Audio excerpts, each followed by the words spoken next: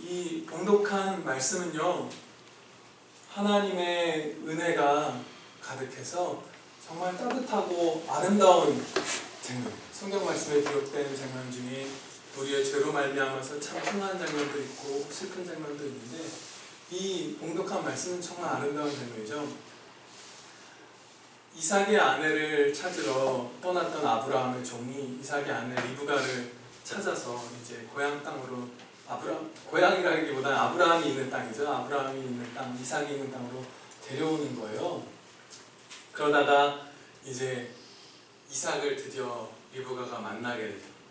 여기 보면 리브가가 낙타에서 내려서 이삭을 맞이해요. 이삭이 누군지 알기도 전에 멀리서 있는 사람 보고 낙타에서 내린 다음에 물어본단 말이죠.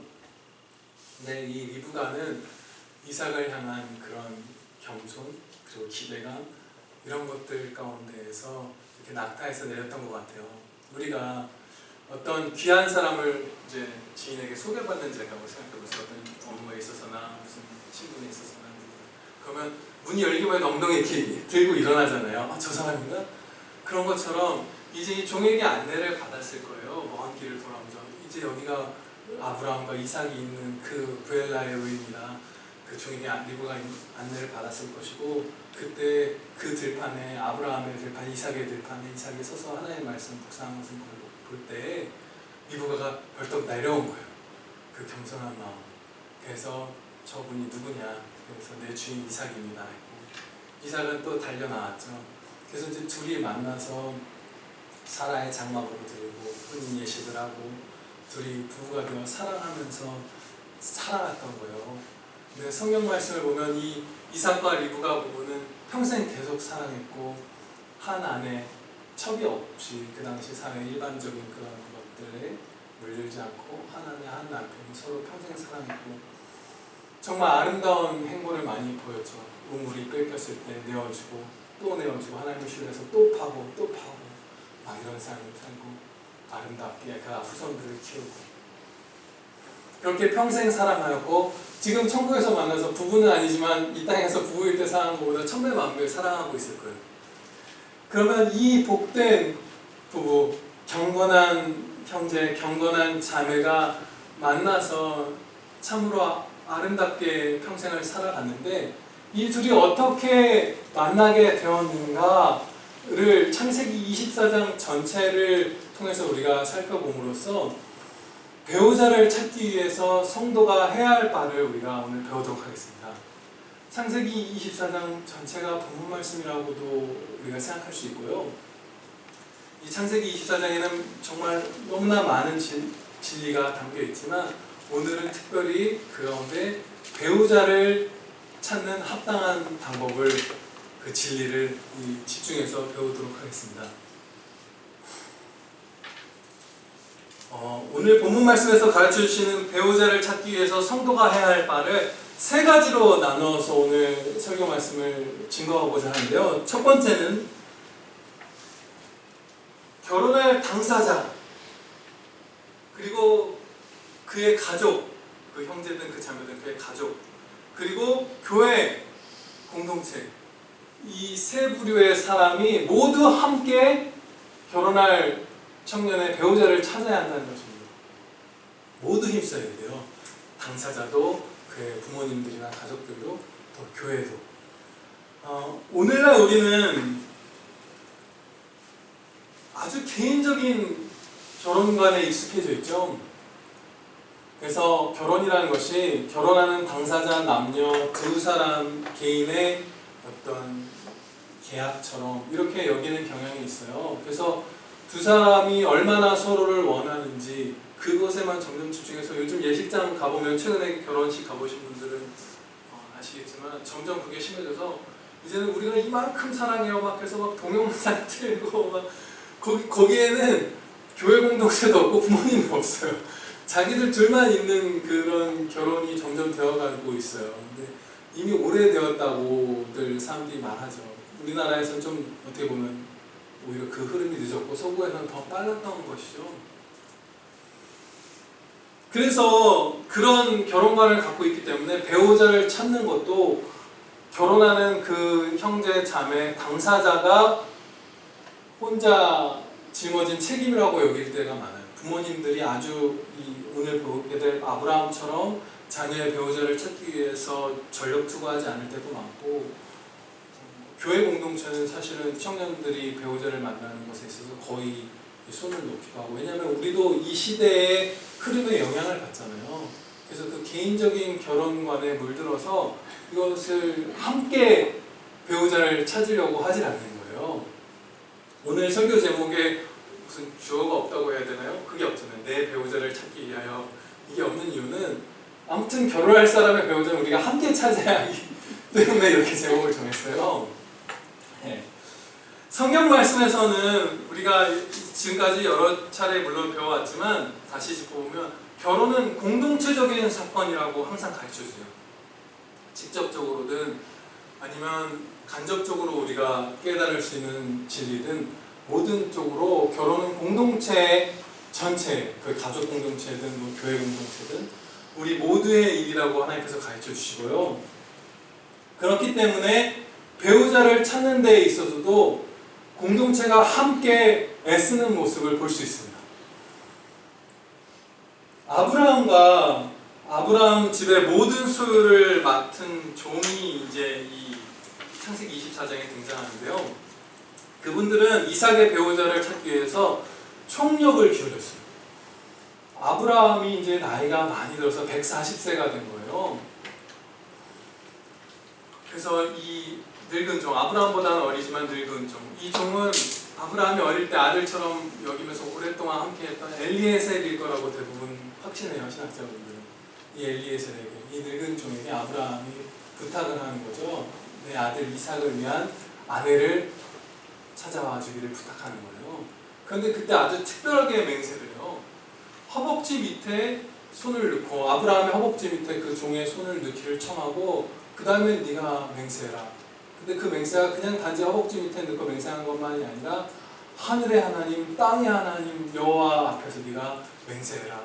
그 맹세의 내용은 내 고향 친족들이 있는 땅, 가나안의 여인이 아닌 그 내 친족의 자손 중에 딸 중에 이삭의 아내를 찾아오는 것이고, 그 내용을 보면 만일 그 여인이 그 친족의 딸이 아브라함과 이삭이 있는 곳에 오려고 하지 않을 때에는 이삭을 그 땅으로 데려가지 말고 그냥 이 언약은 네가 충성해서 끝난 거니까 없던 일로 여겨라.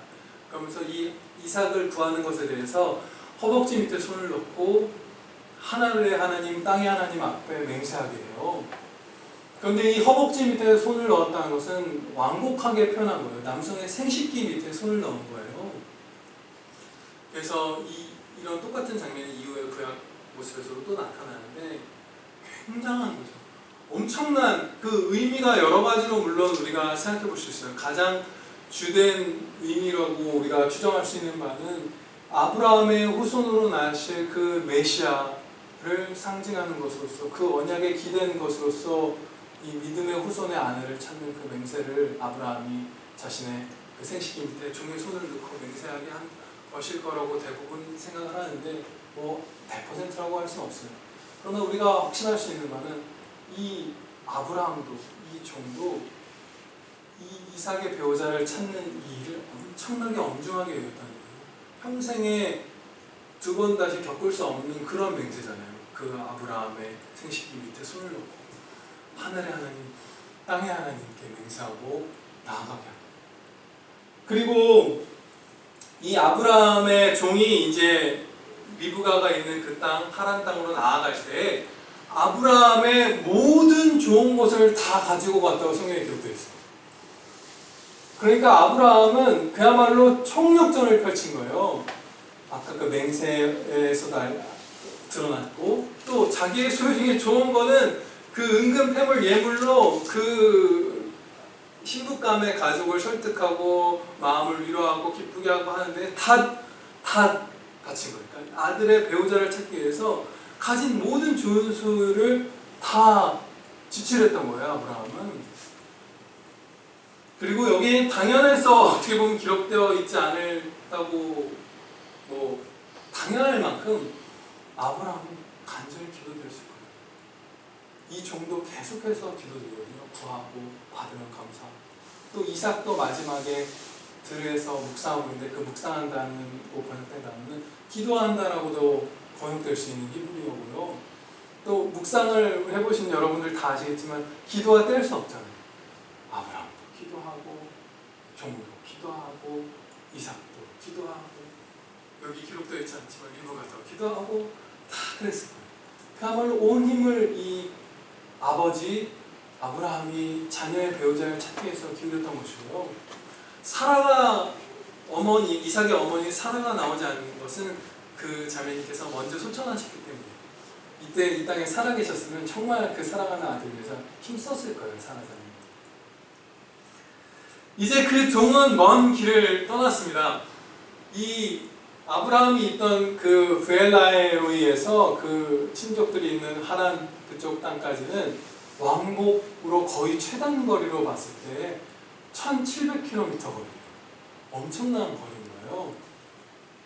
거기를 이제 낙타를 타거나 걷거나 하면서 간 거잖아요. 낙타 10마리와 그 종과 함께 일행 몇 명이 있었던 것으로 기록되어 있어요. 10마리에다 보물을 싣고 이제 떠난 거죠.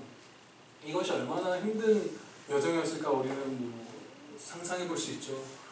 물도 신중하게 공급해 가면서 마셔가면서 나가야 했을 것이고 그 많은 축복을 받았던 아브라함이 온갖 좋은 것을 다 보냈으니 그 보물을 감추고 노력하려는 자들로부터 위협이 있었을 수도 있고 경계를 했어야 할 것이고 또 이 종도 늙은 종이었거든요. 본인의 체력도 힘들었을 것이고 그 여정을 편도로 850km 되는 여정을 간 거예요. 한 달 이상 아마 갔을 거라고 추정을 해요. 계속 나아간 거예요. 또 앞서 말씀드렸다시피 이 종은 계속해서 하나님께 기도를 드렸고요. 또 기도의 응답을 받을 때마다 감사 기도 드렸고 이 종이요. 리브가와 리브가의 가족들을 만났을 때 그러면 자기 아내를 찾는 사람도 이렇게 못하겠다 싶은 만큼 정말 사랑으로 신중하게 그 가족들을 설득하고 위로하고 하나님의 뜻을 전해요. 미리 다 이 가족들이 염려할 만한 걸 다 없어요.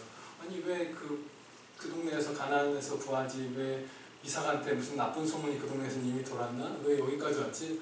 아니 그게 아니라 하나님께서 여기서 자녀를 구해도 이 종이 말하는 거 한마디 한마디 행동 하나하나가 정말로 신중하게 사랑으로 정말 이분은 정말 경건한 아름다운 성도였거든요. 그렇게 해서 이 이삭의 아내를 구하려고 아브라함 그리고 아브라함의 늙은 종 엘리에셀로 추정되는 이분이 큰 노력을 기울였던 거예요. 본인이 아니지만 신랑 본인이 아니지만 이삭이 아니지만 이 노력을 기울였던 거예요. 그 두 사람이.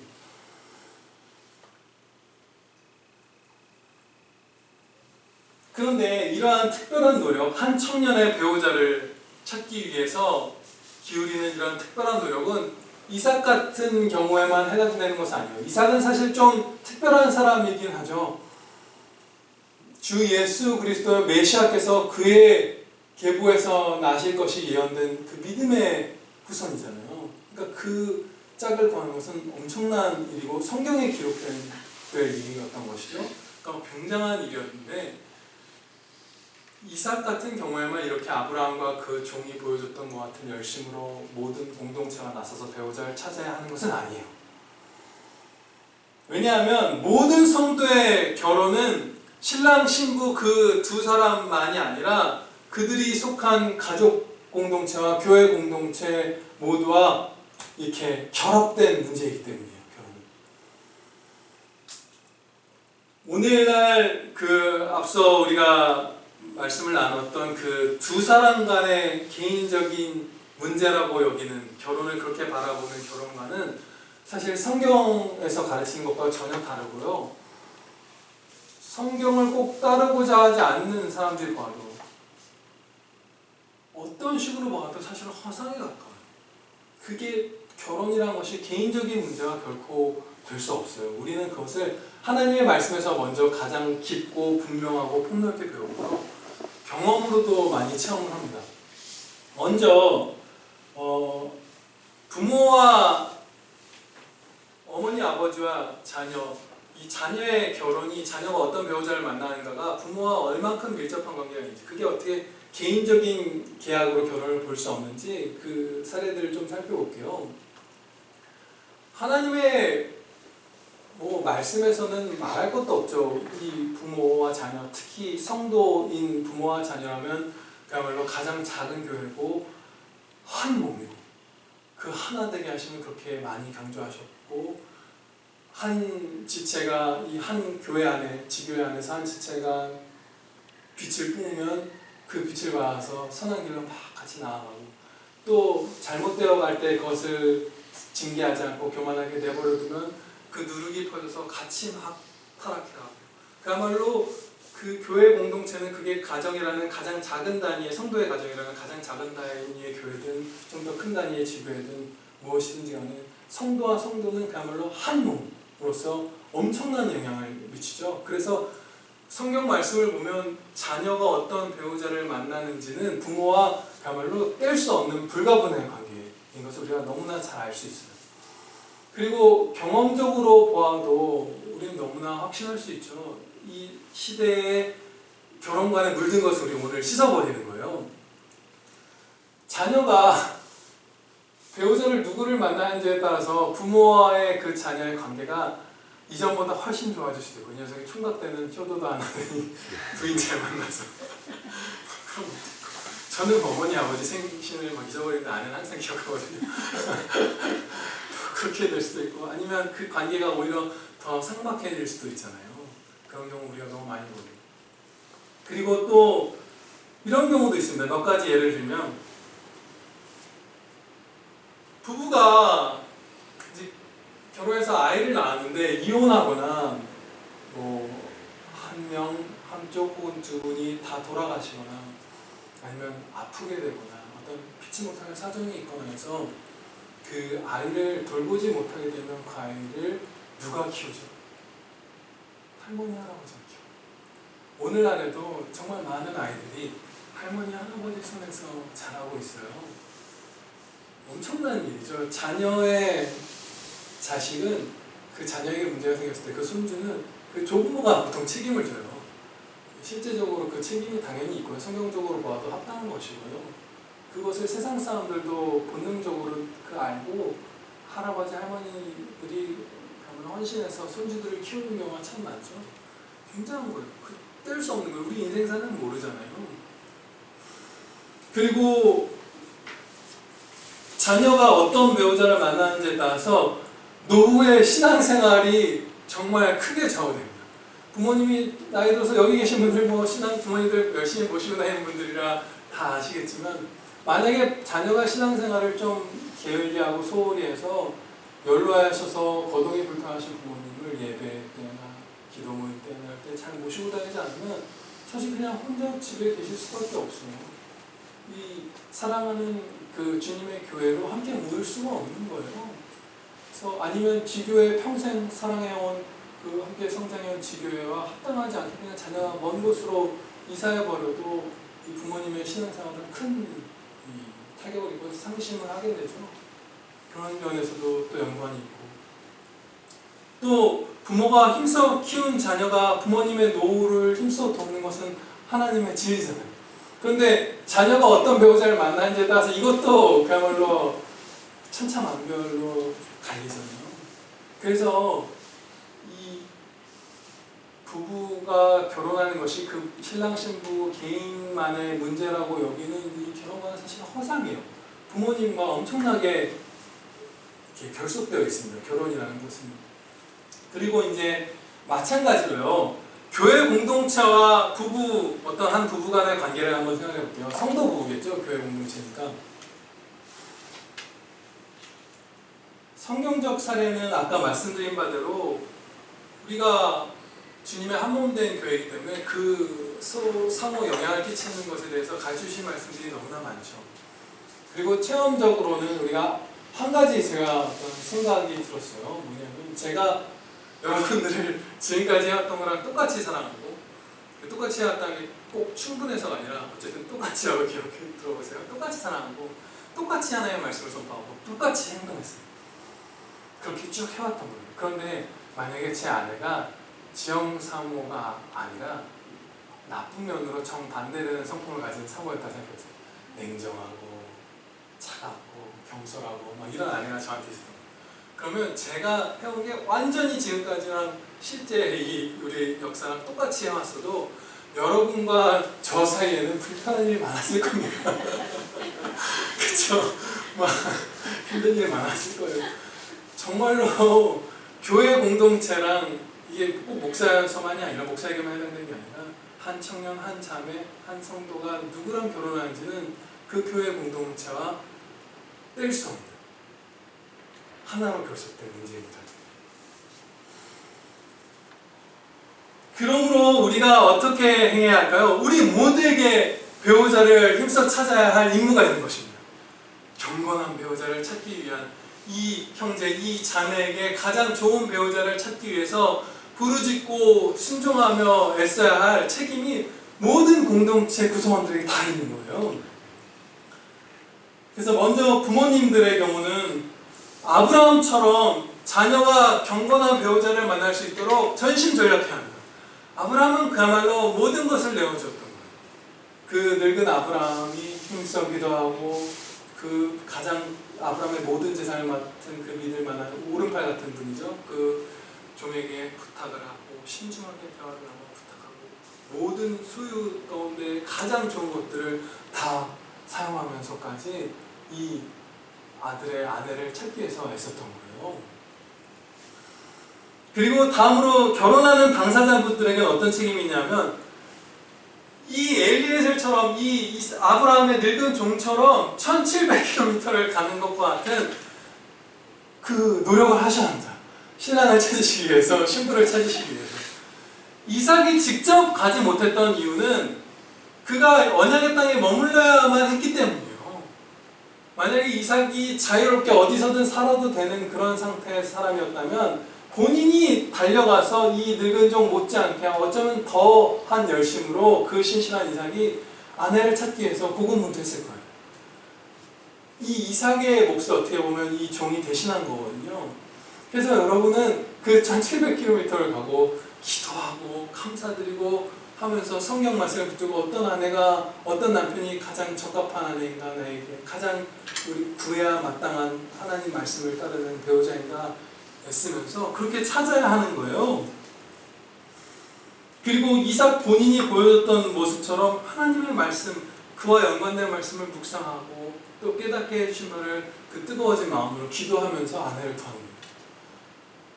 근데 이 아내를 구하고 하는 것이 무슨 이런 노력이 없이 우리가 하나님께서 주신 이 섭리 가운데에서 순리대로 행하는 노력이 없이 무슨 심미적으로 얻으려고 하셔서는 안 됩니다, 여러분.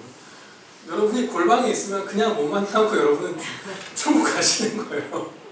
정말 만나려고 애를 쓰셔야 돼요.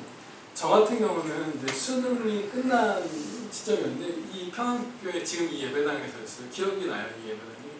여기서 갑자기 그 좋은 배우자를 주셨으면 하는 소원이 생겨서 기도를 드렸는데 그리고 나서 한 두세 달 후에 학교에 입학했을 때 이제 오리엔테이션에서 지금 아내를 만난 거죠. 근데 저는 신학생이니까 신학교를 들어갔으니까 게다가 신학교 안에서도 여학생이 많은 교회음악과를 갔기 때문에 쉽게 만난 거예요. 여러분들은 신학교도 나오시지 않았고 또 남자가 막 많은 직장에서 일하시기도 하고 아예 또래 남성이 한 명도 없는 직장에서 일하시기도 하고 막 그렇잖아요. 그럼 여러분들은 정말 발품 많이 파셔야 합니다. 소개받고 기웃거리고 좋은 의미로 경건하게 기웃거리시길 바랍니다.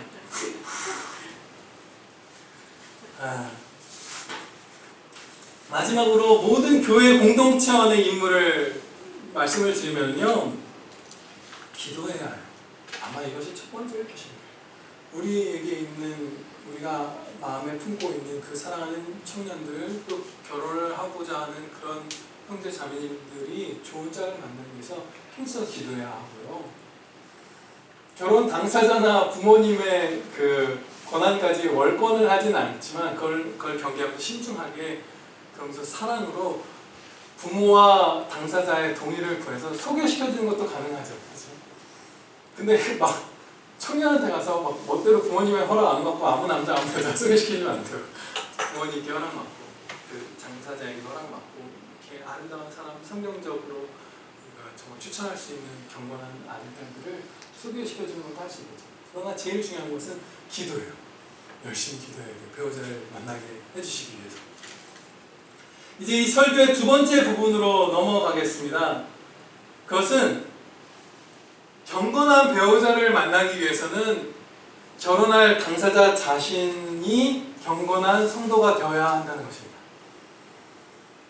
아브라함의 종은요, 여러분들 많은 분들 기억하시다시피 이삭의 신부감이라는 그 확신을 얻기 위한 징조들을 몇 가지 구했어요. 그 내용은 물길로 나온 그 나홀의 성, 그 아브라함의 친족들의 성의 딸들 중에 물길로 나온 소녀에게 내가 이렇게 목마르니까 물을 달라고 했을 때 마시게 하고 대접하고 나그네를 자발적으로 그의 낙타떼들에까지 물을 나누어주는 그 대접하는 그 여인이 있으면 그 딸을 내가 이삭의 신부로 하나님께서 허락하신 줄로 믿겠습니다. 그렇게 해주십시오. 기도를 드렸고 하나님께서 그것을 허락해 주셨어요. 좋게 여기서 허락해 주셨던 거예요. 그래서 그 징조를 이 종이 만나고 감사기도 드리고 아내를 찾아오는 것이죠. 그런데 여기서 우리가 주목할 바는 이 종이 구한 것이 특별하고 무슨 이례적인 그런 징조를 구한 것이 결코 아니었다는 거예요. 사실 이 종이 구한 것은 성경 말씀 따라 합당한 아내가 무엇인지 지혜롭게 그냥 살피고 그 가운데서 물론 징조를 구했지만 성경적인 아내를 찾은 것이에요. 오늘 우리에게로 표현하자면. 왜냐하면요, 첫 번째로 그가 성사람들이 이렇게 놀고 유흥을 하고 한담을 나누는 그런 곳에서, 광장 같은 곳에서 아내감을 찾는 게 아니라 물을 기르려고 나오는 그 우물가에서 찾았다는 것은 이 이삭의 아내감을 성실한 여인으로, 그런 현숙한 여인으로 얻기를 소원했던 거예요. 그리고요, 두 번째로는요, 종은 물론이고 자발적으로 낙타떼에게까지 물을 마시게 하는 여인을 만나기를 소원했던 것은 그야말로 넓은 사랑을 가진 경건한 딸을 찾으려고 소원했던 거예요. 제가 저희 합신의 한 교수님이 이 조사한 얘기를 듣고 이 낙타떼와 관련해서 정말 충격을 받고 이 말씀이 더 은혜롭게 다가왔는데요. 그것을 제가 나누도록 할게요. 이 낙타떼가 최근에 어떤 이 낙타와 관련된 큰 뉴스가 있었어요. 2020년 1월에 호주 남부에서 너무 산불이 많이 나서 이 낙타떼 1만 마리를 살처분 한 일이 있었어요. 살처분하겠다 결정을 내렸다는 뉴스는 제가 실제로 보았는데 실행을 아마 했겠죠. 그 이유는 이 산불로 인해서 물이 다 사라지니까 이 낙타떼가 모든 식물을 거기서 수분을 조금이라도 섭취하려고 다 뜯어먹는 거예요. 그래서 이제 사막화가 막 급속하게 진행되고 또 민가로 들어서 사고들이 생기고 뭐 이런 일이 생긴 거죠.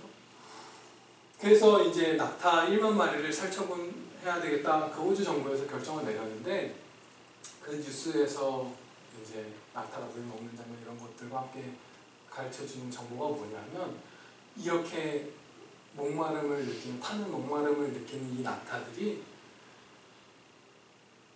3분 동안 10분? 3분이에요. 맞아요. 3분 동안 200m의 물을 먹는 거예요. 낙타 한 마리가. 그리고 이 교수님이 다른 문헌들을 조사한 바 한 10분 내외 동안 낙타 한 마리가, 목마른 낙타가 100m 정도 물을 먹는 건 특별한 일이 아니래요. 100m, 200m씩 한 번에 먹는 거예요. 얘네가 10마리가 있잖아요.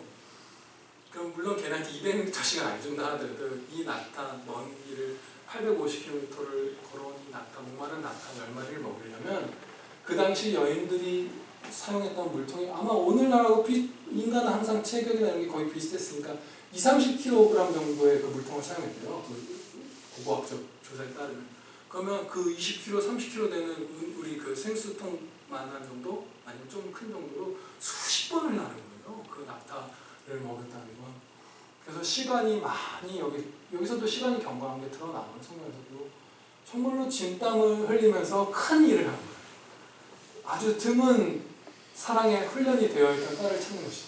그리고 우리가 혹여나 오해하면 안 될 것이 리브가는 전혀 그런 사람이 아니었는데 그날 갑자기 하나님께서 이 딸에게 그날만 사랑의 마음을 주셔서 막 처음에는 이기적이다가 그것에 행동하는 그런 것을 구한 것이 결코 아니죠. 원래 그렇게 살아왔던 딸을 만나게 해주시기를 기도한 거예요.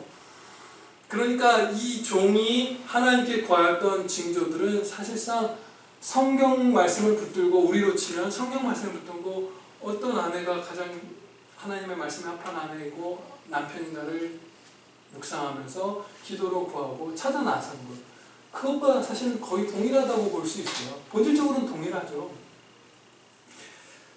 그래서 이제 이 두 번째 지금 이 항목에서 살펴본 게 그 리브가의 마음, 그 이삭의 신부될 사람의 마음을 확인한 것이고, 세 번째로는 낙타에게 물을 먹이는 여인을 구한 것은 그 여인의 가정이 나그네를 잘 대접하는 선한 가정인가 간접적으로 알아보는 방법이 될 수도 있어요. 왜냐하면요, 그 많은 낙타를 물을 나가서 먹이려면 이 여인이 원래는 집으로 가져가기로 했던 물을 갖고 가는 게 한참 늦어지잖아요. 그런데 야, 너 왜 따라 저녁 씻을 물이 지금 필요한데 왜 이렇게 늦었니? 그랬는데 아빠 내가 이 나그네와 그 약대를 먹이기 위해서, 대접하기 위해서, 섬기기 위해서 이렇게 늦었어. 그럼 잘했다 하는 그런 가정이어야 하잖아요. 그런 가정이 아니라 정말 무섭고 강포하고 그런 부모님, 그런 분위기라면 이 딸이 나왔다가 부모님이 허락도 안 받고 거기서 바로 즉각적으로 목마른 사람을 마시게 하고 낙타들을 마시게 하면서 섬길 수가 거의 없죠. 정말 특별한, 정말 뭐 훗날 각오라고 하는 것이 아니니까. 그러니까 이 낙타에게 물을 자발적으로 먹이는 것까지 하는 여인을 구한 것은 그 가정이 어느 정도 선함을 많이 갖고 있는 가정인지, 여호와 경외함이 살아있는 가정인지를 확인한 것도 되는 것이에요. 그리고 이 이삭의 경우에는 정말로 자녀를 낳아서 메시아가 올 후손을 얻는 것이 중요하기 때문에 건강도 사실은 체크하는 것이죠. 물통을 수십 번씩 옮길 만큼 건강한데 우리는 뭐 거기에는 집중을 하지 않을게요. 왜냐하면 약한 사람을 만나서 결혼하는 것이 합당한 경우도 있고, 뭐 저도 약하고 아내도 약하고 저 같은 경우도 아무튼 그러니까. 근데 이 아브라함은 그 건강도 소원했던 것 같아요. 그 며느리. 그런데 제가 이 설교의 큰 두 번째 부분의 제목이 뭐였죠? 우리가 이런 리브가와 같은 경건한 배우자를 남편과 아내를 만나면 내가 그 리브가처럼 경건한 신앙이 되어야 한다는 것이잖아요.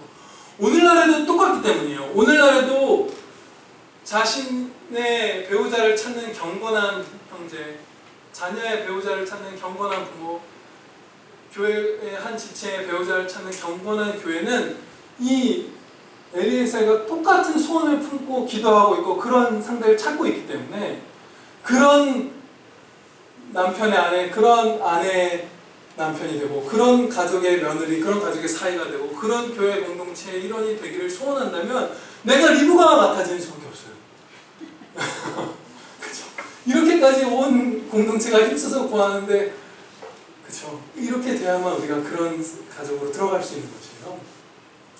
마지막 설교의 세 번째 부분을 배우도록 하겠습니다. 하나님 말씀 배우겠습니다.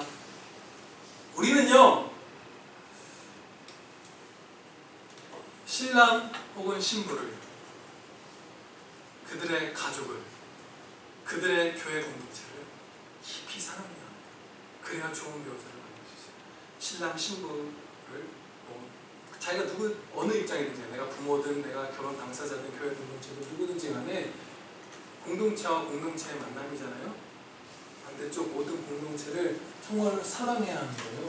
신랑 신부를 사랑하고 그들의 가족을 사랑하고 그들의 교회 공동체를 깊이 사랑하면 이런 좋은 배우자를 만날 수 있습니다. 그것은 필수적이라고 볼 수 있어요. 거의.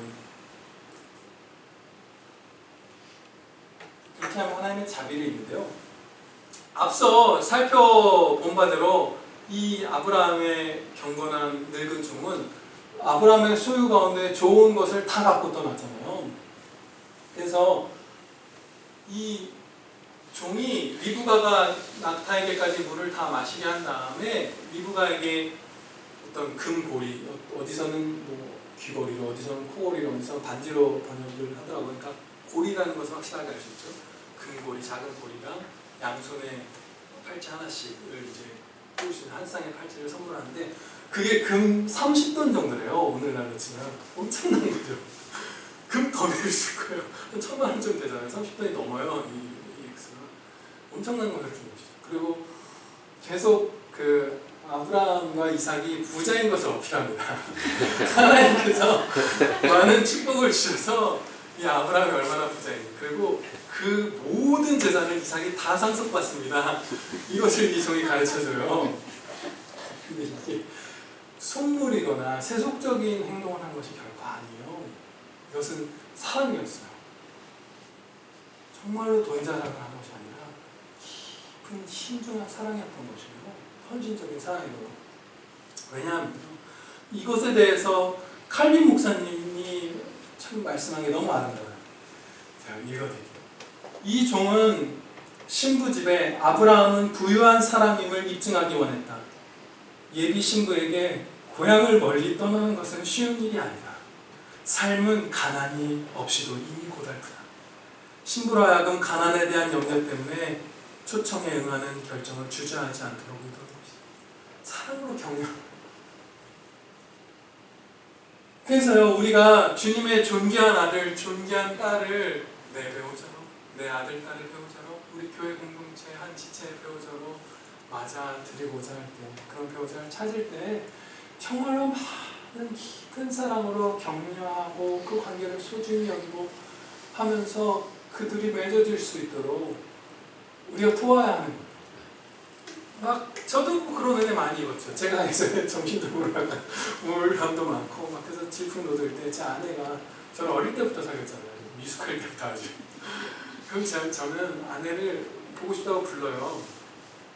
뭐 정아 우리 집에 좀 놀러와, 같이 놀자, 뭐 영화도 보고 뭐 그러자, 맛있는 거 오면 너무 반가워하면서 그때 마음에 안 잡아갖고 저는 자요. 그 전날 저는 잠을 못 잤기 때문에. 안 잔 것도 있고 못 잔 것도 반이에요. 그 성격적으로는 신체적으로는 잠을 잘 못 자니까. 근데 그러면 아내가 혼자 이렇게 남잖아요. 그럼 그 아내를 데리고 아버지랑 어머니가 외식도 하고 수다도 떨고 차도 끓여주시고 그런 일들이 많아요. 제가 아내한테 이런 설교 본문을 얘기해 주면서 어떤 경험들이 있었나 이렇게 물어보니까 그 얘기를 대뜸 해주더라고요. 아니었으면 저 헤어져서 아내랑 결혼 못했을 수도 있어요. 그야말로 사랑으로 하는 거예요. 겨울이 되면 그야말로 마음속까지 따뜻해지는 그런 좋은 패딩 자켓 같은 거 하나 더 선물해주고, 그렇죠? 그리고 무슨 뭐 어느 저는 아들들을 키우니까 며느리들의 생각이 났으니까 이 딸아이가 며느리가 될 수 있는 이 아이 혼자 막 상경에서 일하는 딸이면 무섭고 그러잖아요. 그럼 가서 어느 날은 전자 도어락도 막 새 걸로 최신형으로 달아주고. 그렇게 하면서 우리가 서로 사랑하는 거예요. 그래서 이 슬픔이 항상 섞여 있고 두려움도 항상 섞여 있을 수밖에 없는 이 땅에서의 이 행보를 격려하고 사랑하면서 우리 공동체 구성원의 배우자를, 나의 배우자를 만나는 것이죠. 잠언 19장 14절에서 말씀하는데 이제 하나님 말씀 선포를 맺힐게요. 집과 재물은 조상에게서 상속하거니와 슬기로운 아내는 여호와께로서 말미암느니라. 슬기로운 남편을 만나게 해주시는 것도 마찬가지로 하나님의 은혜예요. 슬기로운 아내, 슬기로운 남편, 이 리브가와 같은 배우자는 하나님께 상속받는 것이죠. 하나님께 받는 거예요. 그런데요, 여러분, 오늘 창세기 24장 말씀을 이제 집에 가서 묵상해 보시면 더 명확하게 보실 것이고, 저를 통하여 선포되는 말씀을 들을 때 이 주인공들이죠. 아브라함의 늙은 경건한 종, 그리고 리브가와 이삭 이분들이 보여준 모습은 어떤 것들이었나요? 이분들은 하나님의 말씀을 신뢰하였고 그 약속의 땅에 대한 그 지킴이 엄청난 이삭을 보내지도 않잖아요. 막 절대 안 된다. 하나님 여기를 주시기로 했다. 가나안 여인을 아내로 맞으면 안 되는데 왜? 가나안 백성은 진멸당할 것을 알았기 때문에 가족으로 만날 수가 없었던 거예요. 하나님 말씀을 신뢰하고 순종하였고 기도하였고 나그네를 대접하였고 기뻐하였고 감사드렸고 격려하였고 배려하였고 서로 사랑하였고 배우자를 찾기 위해 온 공동체가 전력투구했고 결국 맞이하였잖아요. 그야말로 창세기 24장은 이분들이 온 삶으로 드리는 찬양으로 가득해요. 이 성경 말씀에서 정말 아름다운 찬양의 장 중에 하나가 바로 이 창세기 24장이에요.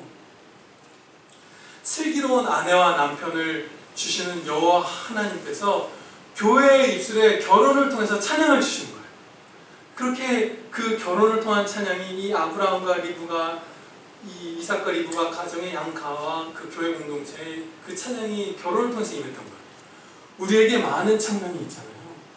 성인이 된 청년들이 참 많은 상태예요. 지금 이 2020년이. 우리가 오늘 배운 본문 말씀을 순종하기 시작하면 바로 오늘부터 이 결혼을 통한 은혜와 그 찬양이 우리 평안교회에 풍성하게 임할 것입니다. 아멘. 기도해 주시겠습니다. 아버지 하나님, 저희의 형제 자매들, 결혼하고자 하는, 결혼해야 하는 이 모든 형제 자매님들에게 가장 적절하고 경건하고 신실한 리브가 같은 이삭과 같은 남편과 아내를 주여 허락하여 주시옵소서. 저희 평안교회 모든 부모님들과 모든 교회 공동체와 모든 결혼할 당사자분들이 오늘 본문 말씀에 나오는 이 믿음의 선진들처럼 총력전을 기울여서 전력투구하여서 함께 한 몸을 이루어 하나님께 찬양드릴 이 배우자를 힘써 찾게 해주시옵소서. 그러나 저희가 염려치 않고 구하는 자에게 주시는 하나님을 신뢰하고 찾는 자에게 상 주시는 하나님을 신뢰하면서 기쁨으로 나아가서 모두 다 최고의 아내, 최고의 남편 맞고 힘써 사랑하며 하나님께 영광을 돌리는 행복한 부부들 다 되게 하여 주시옵소서. 우리 주 예수 그리스도의 이름으로 기도하옵나이다. 아멘.